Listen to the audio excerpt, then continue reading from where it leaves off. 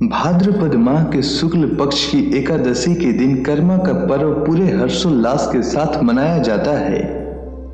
कर्मा पर्व का पूरे साल इंतजार रहता है। यह भाई बहन का पर्व है। बहनें भाई की सुख समृद्धि के लिए पूजा करती हैं और भाइयों का भी दायित्व होता है कि वे बहनों का ख्याल रखें और उनकी रक्षा करें। कर्मा की कथा। कहा जाता है कि कर्मा और धर्मा दो भाई थे। दोनों बहुत मेहनती व दयावान थे। कुछ दिनों बाद कर्मा का विवाह हो गया। उसकी पत्नी अधर्मी और दूसरों को परेशान करने वाले विचार की थी। यहां तक कि वह धरती मां के ऊपर भी मार फेंक देती थी, जिससे कर्मा को बहुत दुख हुआ।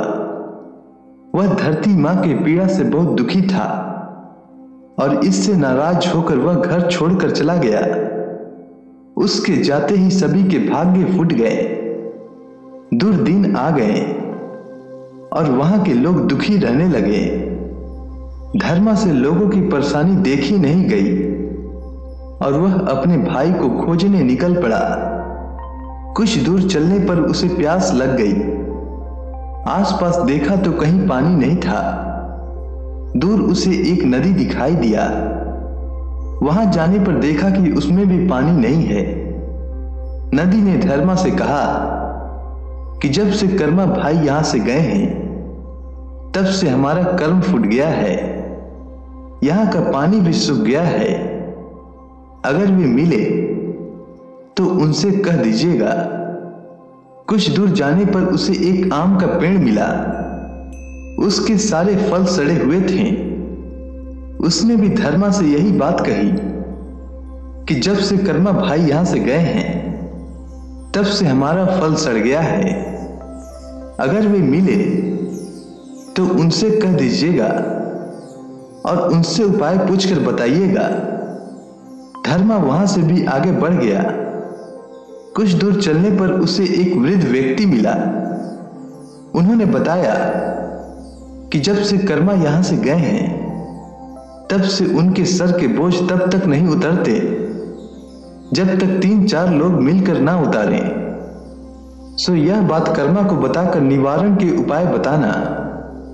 धर्मा वहां से आगे बढ़ गया। आगे उसे एक महिला मिली जो कहने लगी कि कर्मा भाई जब से यहां से गए हैं, तब से खाना बनाने के बाद बर्तन हाथ से चिपक जाते हैं। सो उनसे पूछकर उपाय बताइएगा कि क्या करें। धर्मा आगे चल पड़ा। चलते चलते एक रेगिस्तान में जा पहुंचा।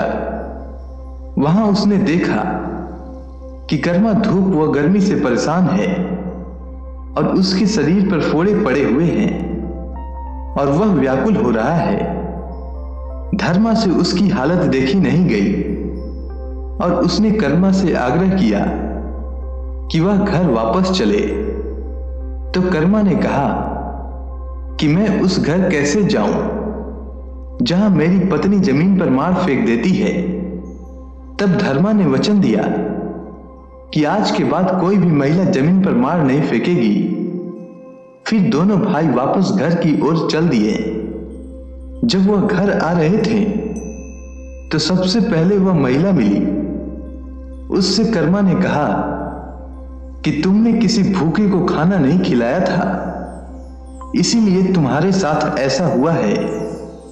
आगे से ऐसा कभी मत करना, सब ठीक हो जाएगा। अंत में नदी मिला तो कर्मा ने कहा कि तुमने किसी प्यासे को साफ पानी नहीं दिया। आगे कभी ऐसा मत करना। तुम्हारे पास कोई आए तो साफ पानी पिलाना। इस प्रकार उसने सबको उनका कर्म बताते हुए घर वापस आ गया और पोखर में कर्म डाल लगाकर पूजा किया। उसके बाद पूरे इलाके में पुनः खुशहाली लौट आई और सभी आनंद से रहने लगे। कहते हैं उसी को याद कर आज भी कर्मा पर्व मनाया जाता है। उम्मीद है आपको कर्मा पर्व की कथा अच्छी लगी होगी। धन्यवाद।